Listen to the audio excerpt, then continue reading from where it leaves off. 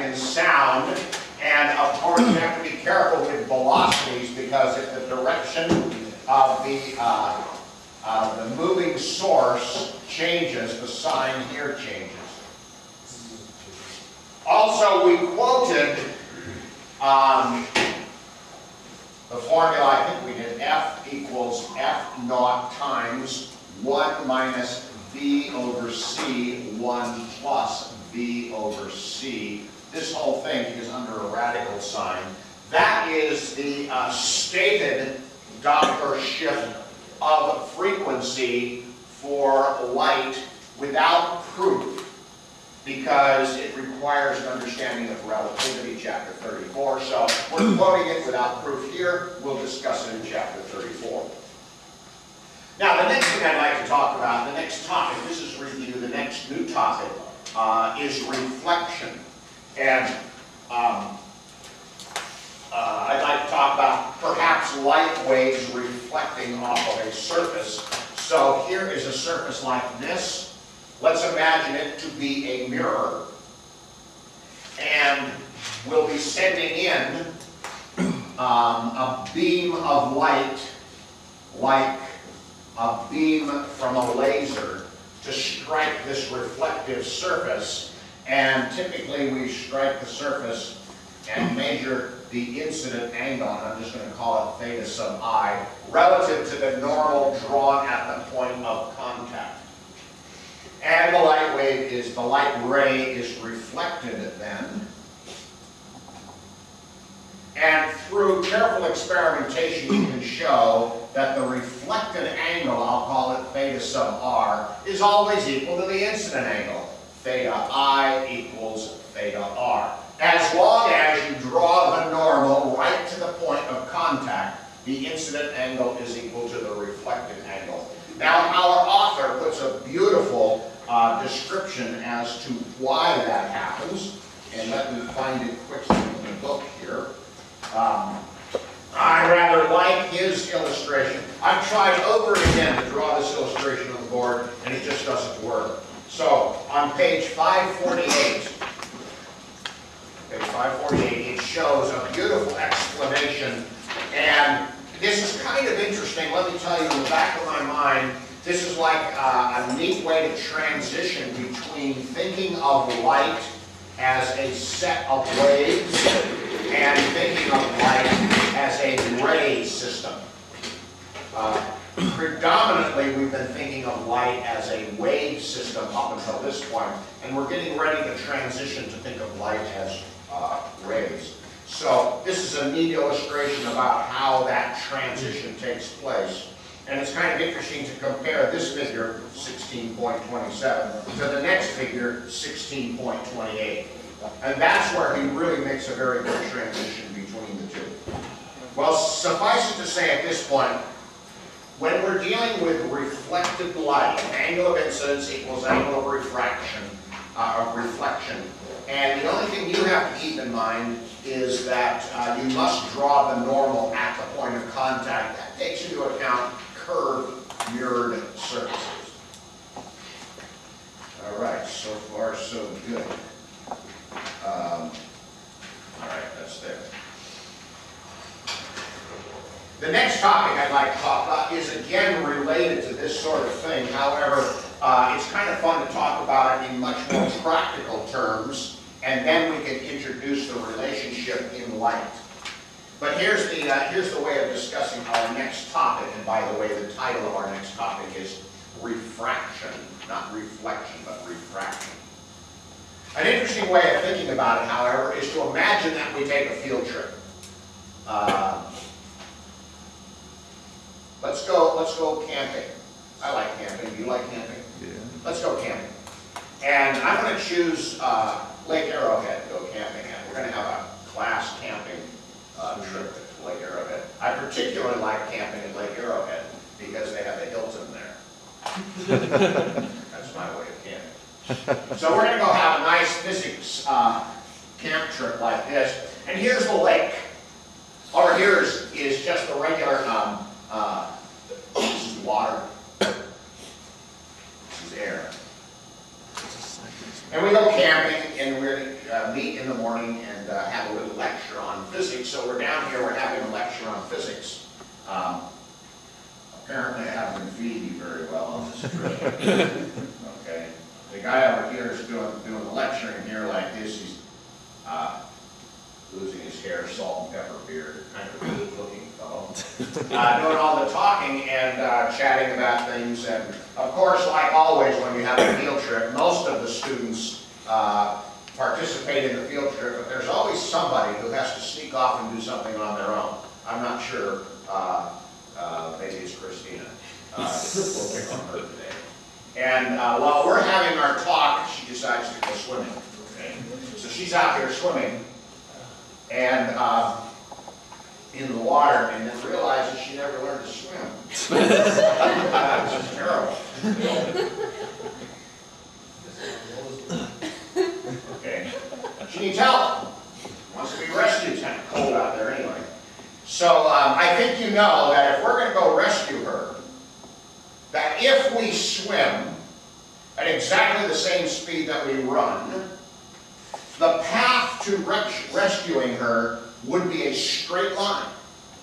But that is not so. We know that we swim quite slowly compared to how quickly we run.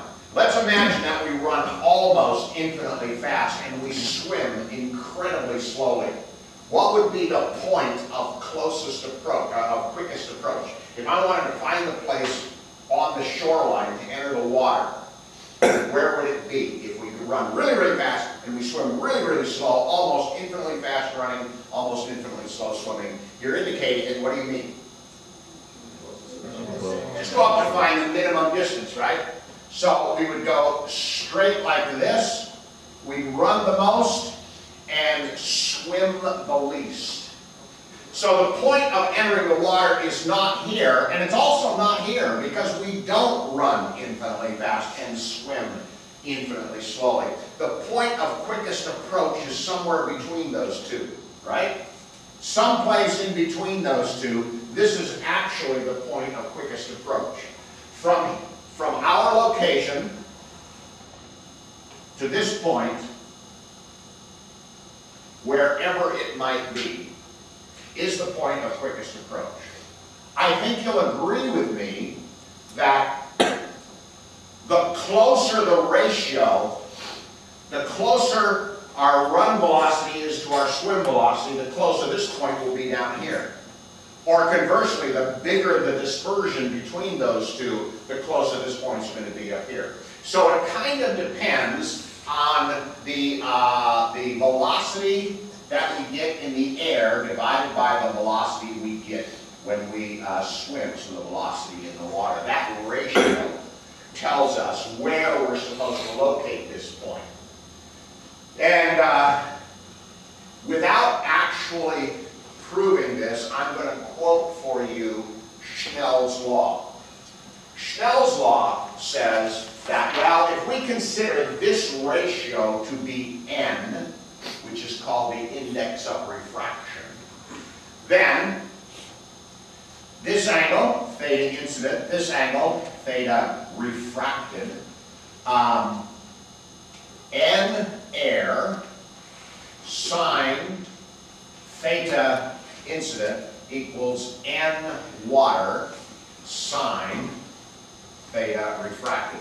There is Schnell's law. And as you can see, of course, n in air is going to be 1, and n in water is going to be a number larger than 1. What we have to do is to determine n for water, the ratio of the velocity that we run divided by the velocity by which we swim. We know that this is valued at 1, and we can determine then what the incident and refracted angles are.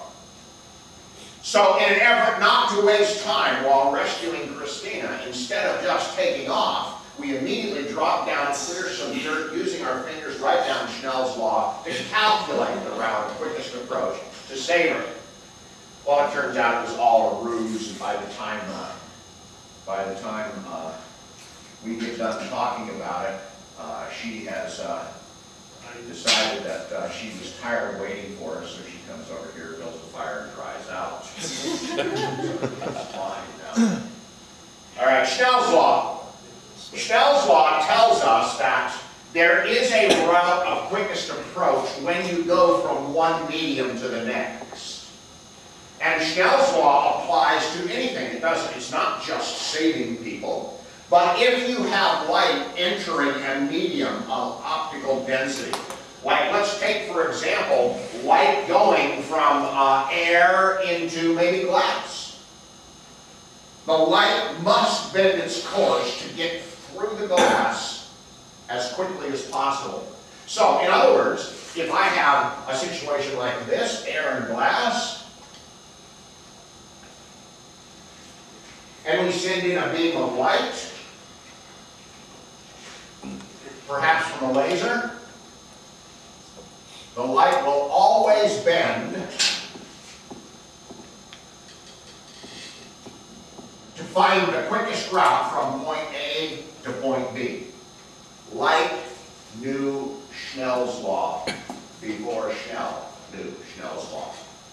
It's interesting, but light will always choose the quickest route from one place to another. And the quickest route is not necessarily a straight line, especially when you go from a medium of one optical density to another. As you know, the index of refraction for air, N for air, is approximately 1. I think it's 1 followed by 4 zeros. I think it's actually N is equal to 1 divided, followed by 4 zeros, and then the 3. So there's extremely small decrease in velocity for light in air. But in glass, it's remarkable. Typically, N for glass is about 1.3. So there's a significant decrease. As soon as you see this as a larger number, there's a significant decrease in the velocity of light when it enters glass. That's why when it goes into glass, the light beam is always bent towards the normal. This incident angle, theta I, will always be larger than the refracted angle, theta R, like that. And for some reason, you can rely on light to always find the quickest route from one place to another. Okay, N of air is approximately 1. N for glass is much, much larger than that, so we have Snell's law. And find theta 2. Now that's interesting. Find theta 2. You know what? Light will travel the same route, just like us. Light will travel the same route in or out of the system. I say that because it's kind of interesting. Let's find out what happens. It says find the angle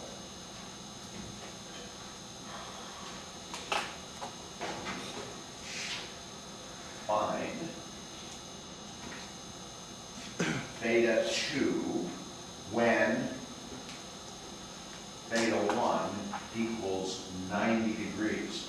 I'm actually thinking backwards, and what I'm thinking to myself is that here's the air glass, and glass, and air, and here's the normal like that.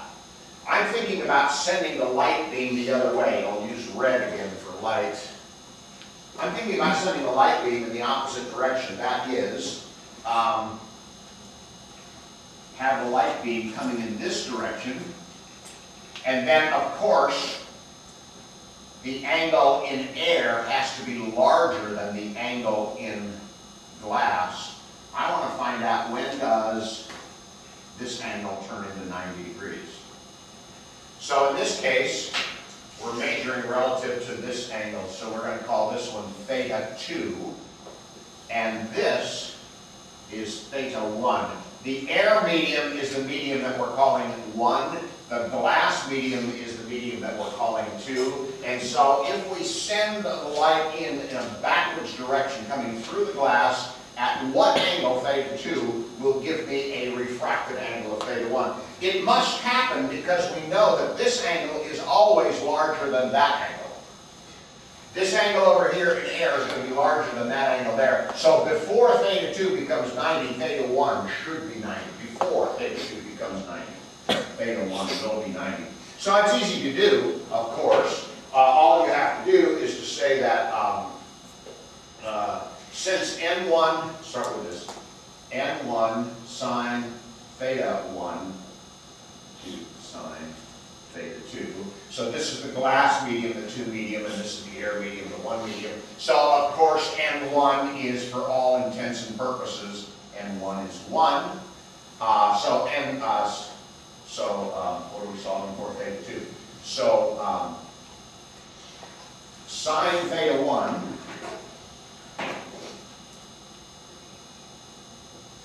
over n2 equals sine theta 2.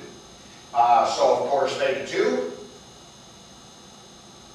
is going to equal I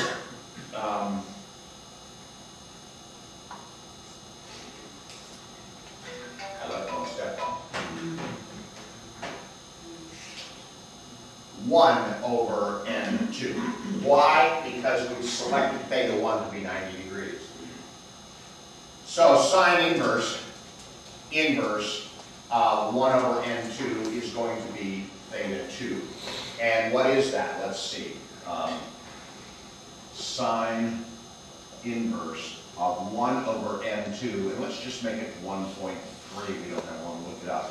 That's going to be what? Did I calculate it? I didn't. Can you please for me?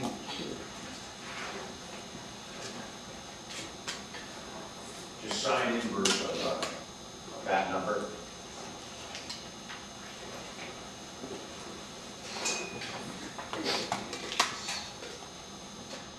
That is around 45 degrees.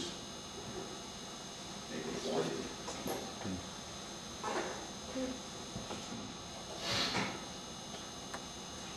That's this one. 50.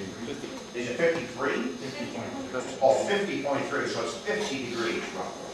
Okay, so approximately 50 degrees. Very well. Now that means something kind of interesting. Now I would like to relate this to something I'll bet you've seen before. We're on our field trip, right? We're up at a lake. So here, imagine this to be a lake surface. I better use blue because it's water. Okay. Here's the surface of a lake. That's not blue. Purple water. Here's the surface of a lake. And of course, because we are getting hungry, it's time to go fishing. So here's little Alpha, the fish. Okay? There's Alpha, the fish. And you know, of course, if we are looking at light, Alpha will be red, red fish. If we are looking at light coming from Alpha, here is the light ray that's coming. Alpha is illuminated, and of course there's a light ray coming up like this, striking the surface, and just like here, as soon as the light ray goes from high index of refraction to low index of refraction, then we get a larger angle. So the light ray does not continue like this, but it is now refracted like that. So if we're over here looking at Alpha, we think that Alpha is over here. Alpha's not, Alpha's down there. So I think you probably noticed that if you look at a fish in the water, it looks to be someplace where it really isn't. It looks a little bit further away. Or better yet, what about this light ray over here? What about this light ray that comes up and strikes at the critical angle? At the critical angle, that means at the point where the refracted light is refracted to 90 degrees. So this light then, this light beam will go like that. What do you think is going to happen, just as a guess, as an intuitive guess, to light that hits like this? Gonna go straight up. It's going to be reflected, internally reflected. So, if our eyeball is any further back, not only will we not see alpha, but none of the light from below the surface will be viewable. So if we're standing on the edge like this and we're looking, we might apparently see a fish here, and then we look a little bit further out, all of a sudden you don't see anything coming up. No light coming up from the water at all. At some point, away from you, at some angle away from you, no more light escapes from the water. Another way of looking at it, if you were standing on the point of a pier or something like that, there's sort of a hole around you within which you can see, beyond which you cannot. Beyond that certain angle, whichever it might be, beyond that certain angle like that, the only thing you see is light that's reflected off of the surface of the water. Below that, you can see light coming to you from below the water surface. So it's almost like there's a hole around you that you can see into, and beyond that, all you see is reflected light. Have you ever noticed that in especially calm water? When you're standing, at some point, you can't see what's below the surface anymore. It's all reflected light. So alpha would get away if we were over there. And we'd be, once again, hungry. Now, there's one last quick topic, though I won't do any calculations. It's just to explain something. If I send white light into a glass surface,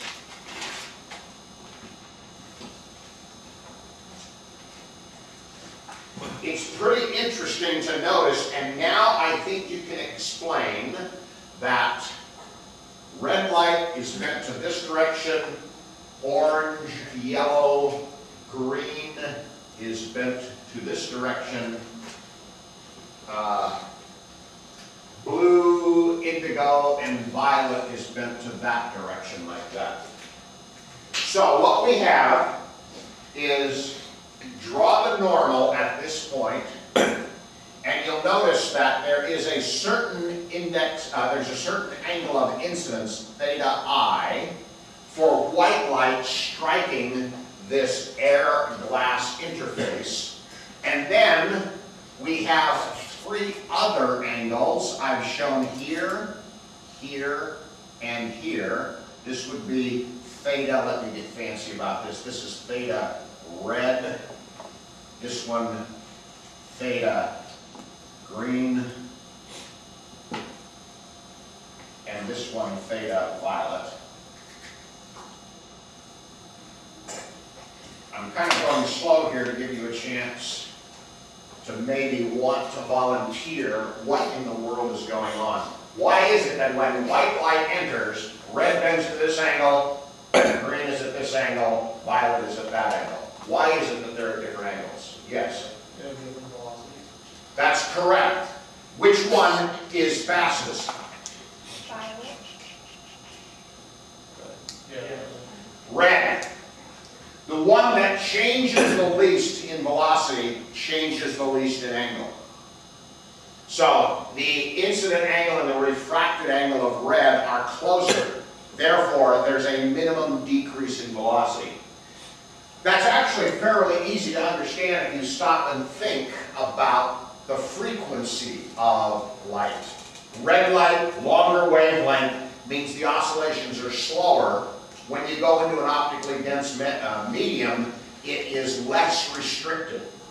Green light has a higher frequency, therefore the higher index of refraction creates almost a higher inertia because of the higher frequency. And then violet is the highest frequency of all. It meets the most resistance when it enters the glass medium and is slow the most. That's why prisms work, ladies and gentlemen. It's because, honestly, there is not an index of refraction for light.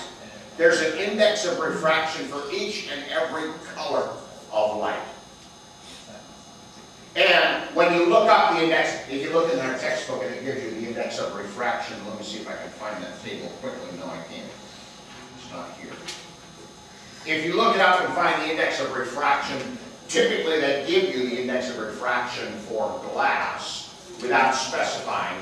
But sometimes, and I think you'll find in the CRC, another Chemical Rubber Corporation table, it'll give you the index of refraction for each different wavelength, because it is different for each one. And red light is bent the least because it experiences the smallest decrease in velocity. Violet is bent the most because it experiences the largest decrease. So the fact that light disperses into its constituent colors is simply a comment that light slows down at different rates as different colors enter the glass. Now, a prism is designed with an angle, so it's got two surfaces angled to each other so that you get twice the effect.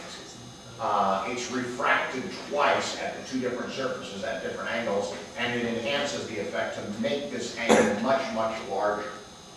That's what prisms are all about. Speaking of that, then all of a sudden I wrote down that our next lab, March 5, is that Monday? This coming Monday, March the 5th, I think it is. That is going to be a lab related to prisms and spectroscopes. So I wrote that down. In fact, I figured out the whole rest of the laboratory system for our class. I had that all figured out. Okay. I wanted to mention those things. These are just a couple of quick topics. Actually, that transition between wave optics and ray optics. I want to go back to wave optics for a couple of minutes, and then we'll go back to ray optics after that. So we have two different ways of doing things today. Before we get into the last set of comments related to light as waves, before we do that, I want to do a little bit of mathematics, the mathematics of superposition. I want to superimpose light waves on each other. And to do that, if I was to write this on the board without explanation, tell me what you think I'm implying. That is, y1 equals a cosine kx minus omega t, and y2 a cosine kx minus omega t plus phi naught, delta phi naught. Like this. All right, what do you think I'm implying here? There's two waves. Okay, I think I've heard several different comments, and I think they were all correct. Let's start with this. Of course, they are waves of the same amplitude. They have the same wavelength. They have the same velocity in the same direction, which would give the same frequency, and are only shifted relative to each other. I have two waves which are otherwise identical, just shifted. That's all. That's correct. I want to add them together. I want to superimpose them. I want to add the two waves together. It's simple algebra, of course, as you recall from our earlier talks. Cosine alpha plus cosine beta, quoting from our appendices in the back of our book, is 2 times the cosine of the difference, COS, of alpha minus beta over 2, times the cosine of the sum, cosine alpha plus beta over 2. So this is the argument of this cosine term, and that's the argument of that cosine term.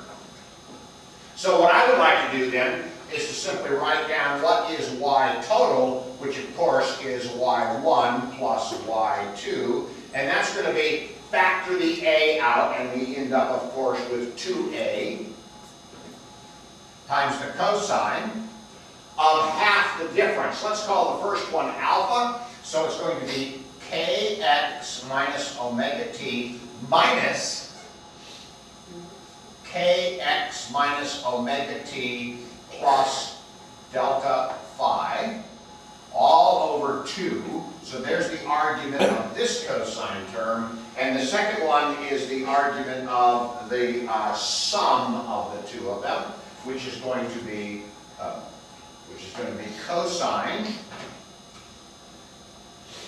of kx minus omega t plus kx minus omega t plus delta phi over 2. This is the argument of that cosine term.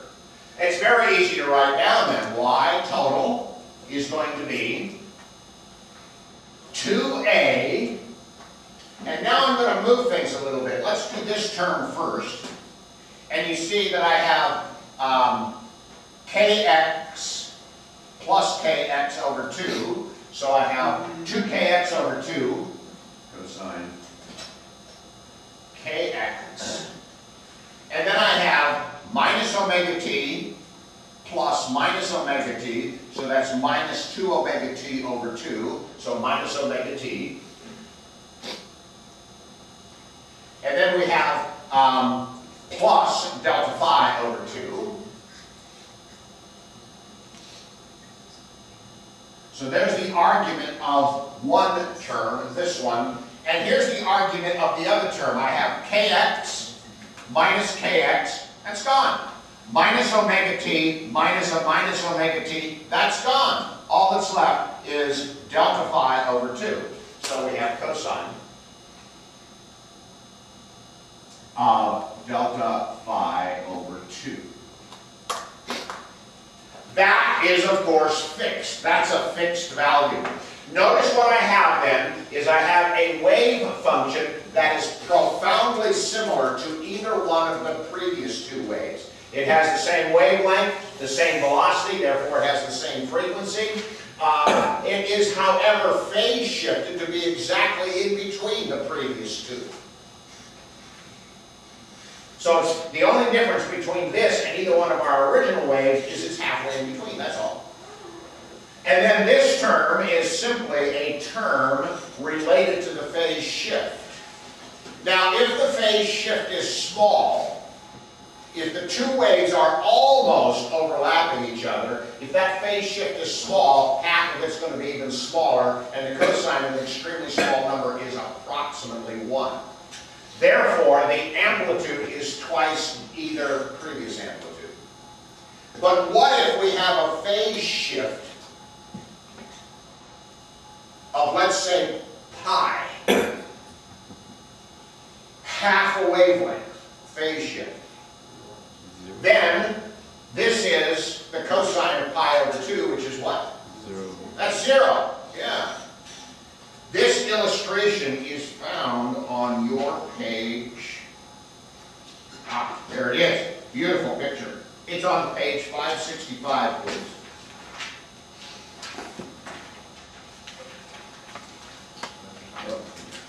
Wrong page. Page 563. That's it, 565. It's on page 563.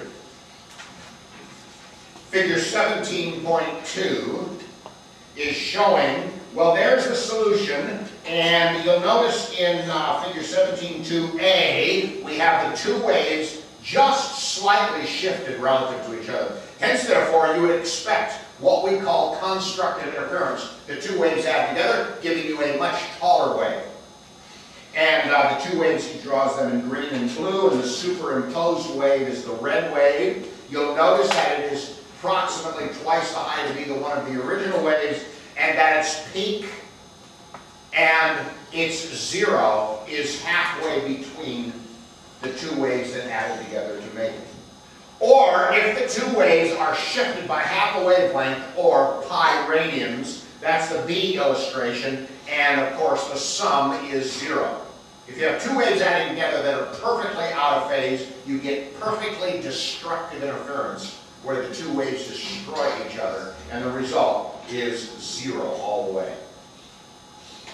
Okay, that's the interference of waves. That's the superposition of waves. See figure? Yeah, that's what I'm just talking about. Okay. Now, I'd like to do it again. Only this time, look at this, and let me ask you if you can see what I'm implying. Y1 equals, let's say, P cosine of k1x minus omega 1t, and y2 is going to be p cosine of k2x,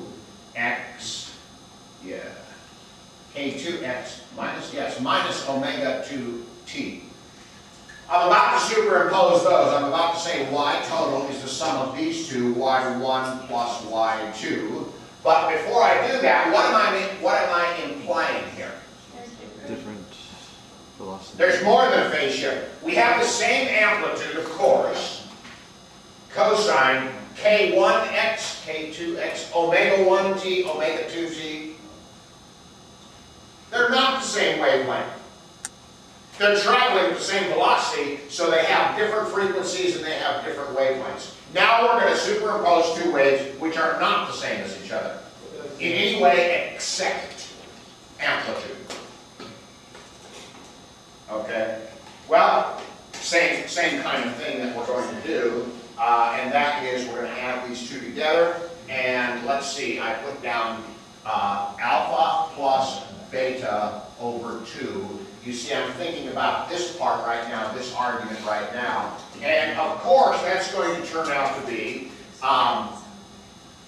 k1x minus omega 1t plus k2x minus omega 2t over 2. And that is k1 plus k2 over 2 x minus omega 1 plus omega 2 over 2 t, which I'm going to call k0x minus omega 0t, where obviously k0 is the average of these two k's, and likewise omega 0 is the average of those two omegas. And let's also write down alpha minus beta over 2, which is going to be, just put a minus sign right there, that's all we do. So that's going to be what? k1x minus omega 1t minus k2x minus omega 2t divided by 2. The same kind of thing, however, you'll notice that what we end up with this time is k1 minus k2 over 2x and minus omega 1 minus omega 2 over 2t, and we'll call that delta k over 2x and minus delta omega. Shouldn't it be plus omega 2? I don't think so. Because this turns plus, so we need minus a minus. Over 2t, like this. And so we end up with a final solution.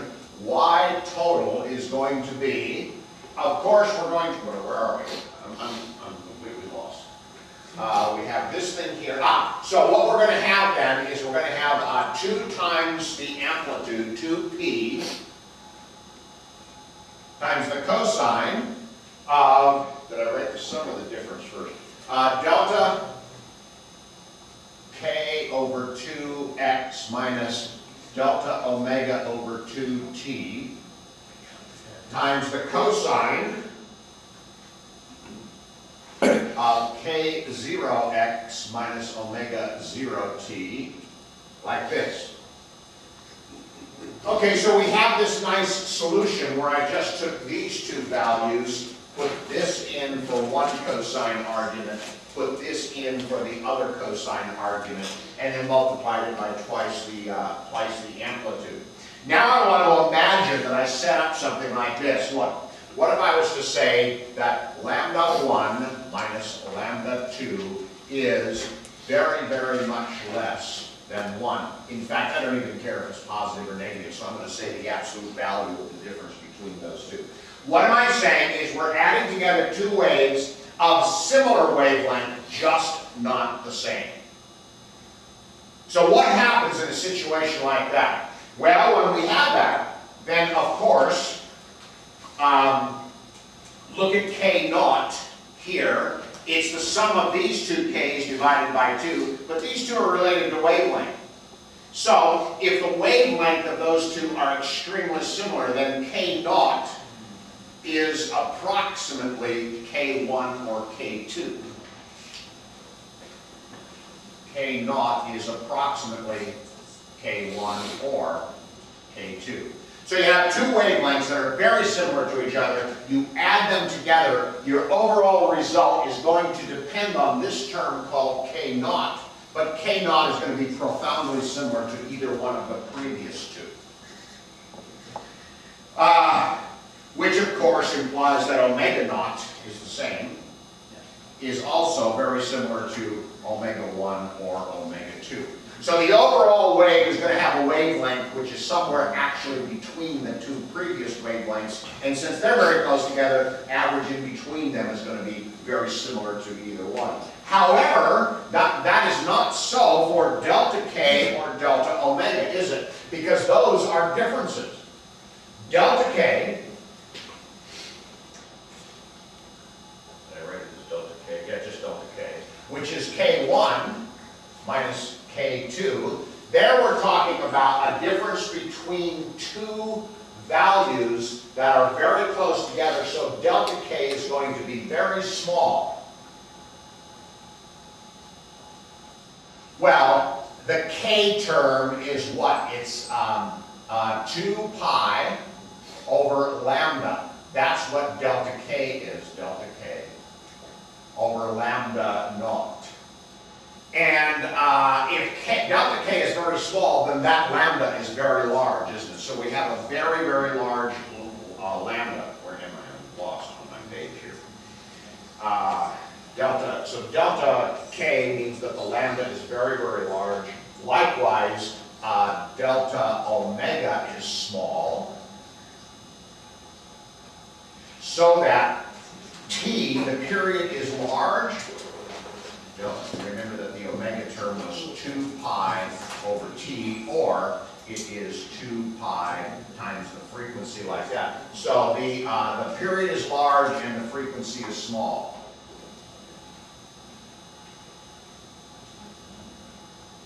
That, ladies and gentlemen, is what's illustrated on the page, on the top of page 565. If you take a moment now and look at 17.3, here we have two waves being added together. Excuse me. Two waves being added together, and the wavelengths are quite similar to each other. The blue and the green waves are being added together. And the result is a modulated waveform. Notice that the red wave is modulated by a black dotted line. So if one looks at the solution as this is the ultimate allowed amplitude, this is the modulation of the amplitude, and this is the waveform, you'll see that the red solution, the red waveform, is this solution here. It is a cosine term whose wavelength is halfway between the two wavelengths added together, whose frequency is halfway between the two frequencies added together. So this is the red wave, which sort of averages the two waves added together. This part here, right here, is the black dotted wave, the very long wavelength, the very low frequency, very long period wave. And what this does, I like to think of this as the modulation of the amplitude. So we have an amplitude modulated on this wave. Let me do that again. We have an amplitude modulated on this wave. And that's what this picture is. That is a phenomenon called beat. What was it called? Beat.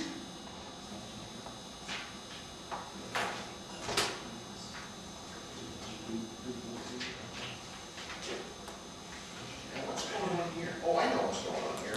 Have fun.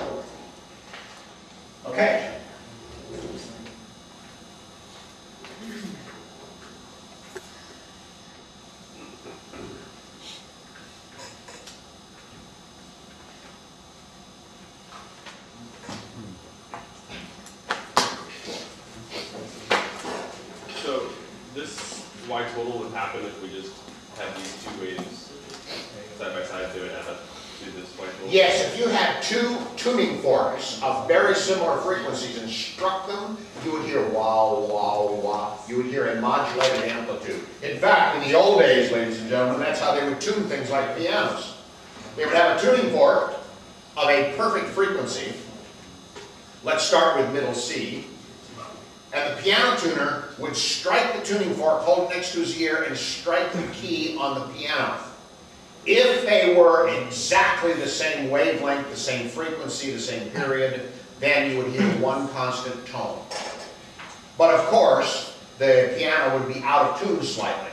So you would strike the key, strike the tuning fork, and the tuner would hear that modulation, wow, wow. He knows that the piano's out of tune. So he changes the tension on that string. By the way, if he changes the tension in the wrong direction and makes it worse, the period of the modulation increases, the frequency of the modulation increases, the period goes down. So you hear wah, wah, wah, wah, it gets faster. He's going the wrong way. Go the other way, and the beat frequency slows, and when you get to the point where there's no beat frequency at all, then the two are vibrating at the exact same frequency. He's just tuned middle C perfectly. So, in the old days, that's how it was done. Now it's all electronic, isn't it? Life is so much nicer. I just wrote on my notes, the reason I was confused there for a second, but then I realized you've already done this experiment, is I simply wrote in my notes, look, d sine theta equals m lambda. And what I wrote was, Young's experiment showed this. Oh, that's right, you are familiar with this experiment. If we were to draw a quick picture, first off, what is Young's experiment? What would be the sketch of Young's experiment? And then I'm going to ask you what each thing indicates. But if I was just going to draw a sketch, I would start with what? I say Young's experiment, and you should tell me, oh, double slit, thank you. That's a great way to start. We have a double slit like that. And of course, an observation screen down here. Then, of course, we're looking at the interference patterns created when light beams follow two different paths to a point of interest. This being the bright central maximum, and that being a bright point. What does D measure? Between the slits, thank you. This is D. Theta, what angle is that? Okay, so now form a triangle from the bright central maximum to the bright point. This represents angle theta. Lambda, of course, is the wavelength of light that we used. And M measures what? Which particular bright spot alongside of the bright central maximum? If this is the first bright spot, that would be M equals 1. So Young's formula, as soon as you write Young's formula, you guys know exactly what everything's related to. Oh, this is slit spacing, this is angle formed to the bright central, to the bright spot measured relative to the bright central maximum. This is which bright spot, this is the wavelength of light used. You read all of that immediately, right? So I wrote that down and had a lot of blank there because I was assuming that this is just intuitively obvious to you. Terry's not here. She always cringes when I say intuitively obvious. I was looking for her cringe. All right. So Young's experiment is familiar to us. Now I would like to use the same kind of logic and begin to talk a little bit about something else that happens. And that is, have you ever noticed that if you have something like a soap bubble, and light is illuminating that soap bubble, not straight on, but from the side, you can see a rainbow? Let's talk a little bit about thin films. What's going on in thin films? So I wanted to use the same color code here. The film is like soap or something like that. It's going to be drawn in blue. So here's a thin film like this, whose dimension is just simply d. So we're going to recycle little d, and we're going to use it again. This time little d represents the thickness of the film. And I'm going to send in some light. It's going to be coming in from an angle like this and striking the thin film. And we're going to be observing that light up here. Now it's kind of interesting that some of the light is simply reflected right off of the surface like that. And some of the light is transmitted. I'm going to try to draw this accurately. The soap bubble is actually mostly water, and as we know, the light will be refracted. Since we're going from low index of refraction to high index of refraction, this is going to be bent towards the normal, so this light ray is going to be more vertical than that light ray. It's going to be bent in like that. It's going to strike this surface, and by the way, some of the energy will be reflected at this surface. And the angle of incidence is equal to the angle of reflection at this point. And some of the light is going to be transmitted on down, it's going to be refracted. We're going to ignore that. And then when the light strikes this surface, it's going to divide again. Some of the light is going to be reflected internally, and some of the light is going to be refracted. That's the one we're interested in. So when it's refracted, it's going to be effectively refracted at the same angle, because you're going from this index of refraction back to the original index of refraction. So we're going to label these two light beams as 1 and 4. This is light beam number 1, and this is light beam number 4. And those are the two we're going to follow. Why? Because those are the two we're going to see. The other light beams, like this one that goes down here, this one that goes down here, we're not going to see those, so we're going to ignore them. Also referring to this as 2 and 3, the light beams that are first refracted down and then reflected back up are 2 and 3. And then the next thing I'd like to talk about is, of course, the lambda naught, the wavelength that we're using, actually changes in the film, lambda film. Why? Why does it change? Because the velocity changes. The one thing that must stay the same is the frequency. If you're looking at the point of interface and the light wave is coming in and striking that point of interface, then there's going to be a required frequency. You've got to have the same frequency on the way in as you get on the way out, because the two are connected at this point. They have to have the same frequency. If this one is moving fast at a given frequency, of course its wavelength is going to be a little longer. And if this one is moving slow with the same frequency, its wavelength has to be a little shorter. So we're going to have a change in wavelength because the frequency at interface has to remain the same. And what I'd like to do is talk a little bit about that. Of course, the frequency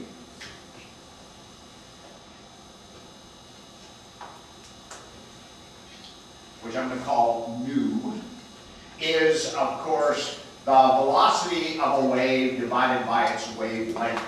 And for us, of course, the velocity of the wave is the speed of light.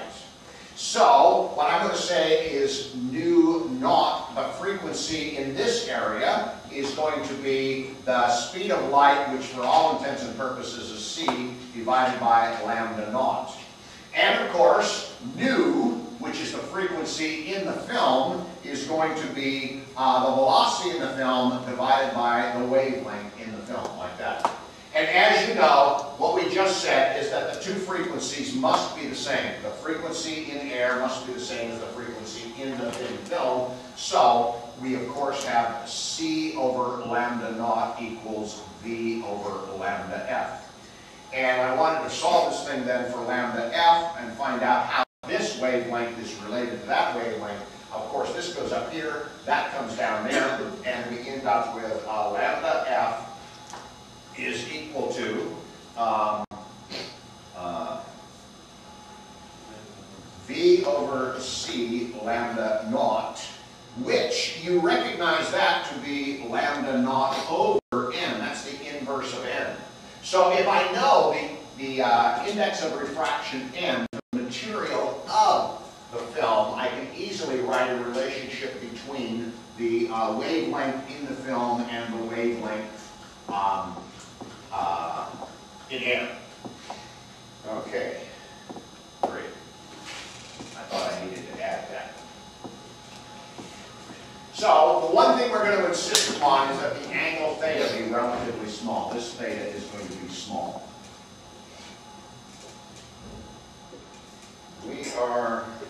We are interested in beams 1 and 4. Why? Because that's what we see.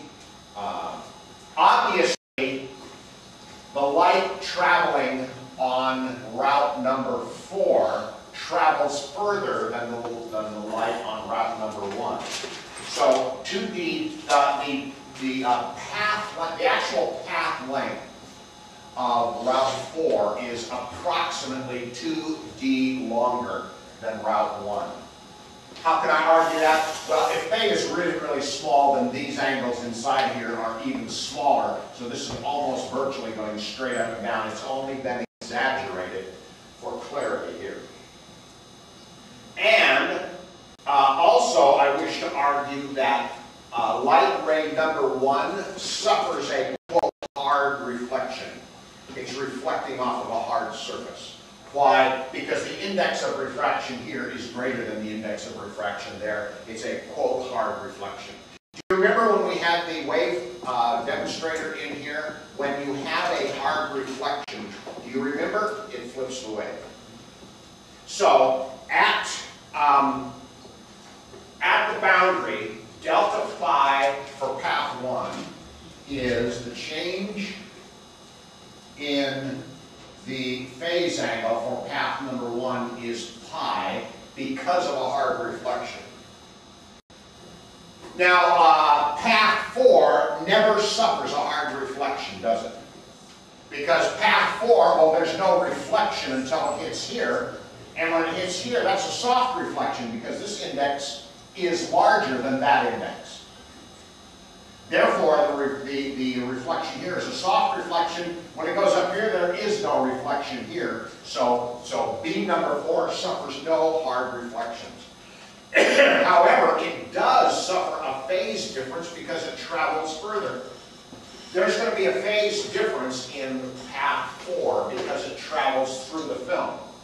So what we're calling the phase difference, the change in phase for 4 is simply going to be the wavelength, lambda in the film, times the distance traveled, and as we argued a moment ago, that's essentially 2d. So there's going to be a certain number of waves difference in path length on path 4. So we get these two phase shifts. One phase shift simply because of hard reflection, the other phase shift simply because it travels 2d through the film. Okay. Oh, wait a minute though. We can put that down as 2d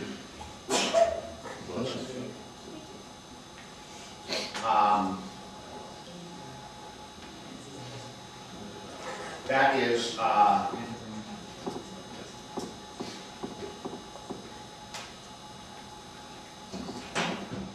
wonder excuse me, I'll correct my notes a bit. This is going to be K, the wave number in the film, times 2d. That's what I wrote on my paper.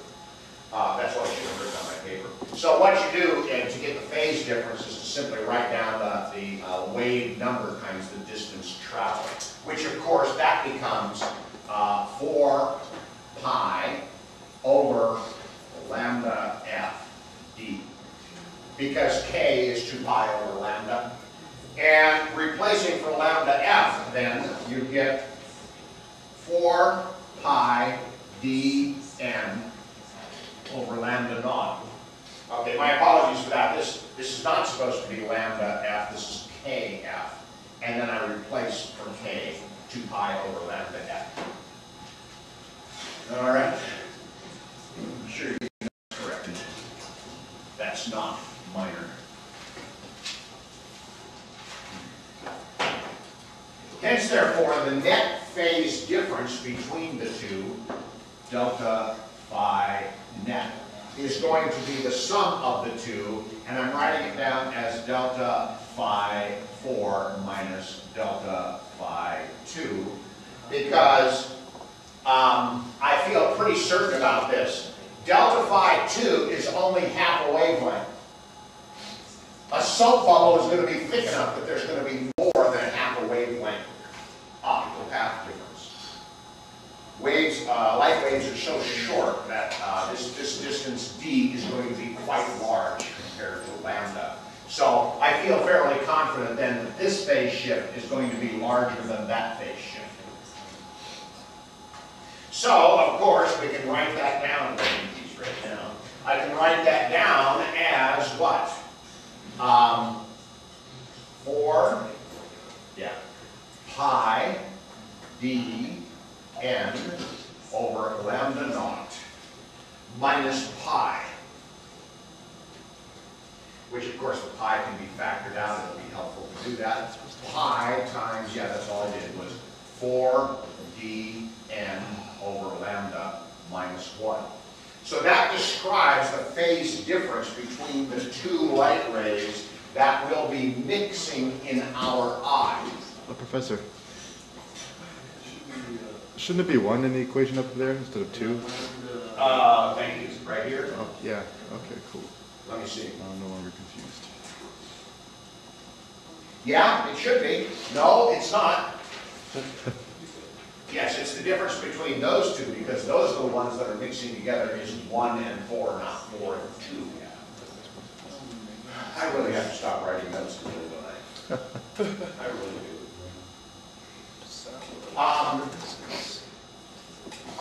But we did it correct though, didn't we? Yeah, phi 1 is pi, and that's delta phi 4. So that represents the phase difference between the two. Now folks, if that's the phase difference between the two, what is the condition necessary for constructive interference? If I want to see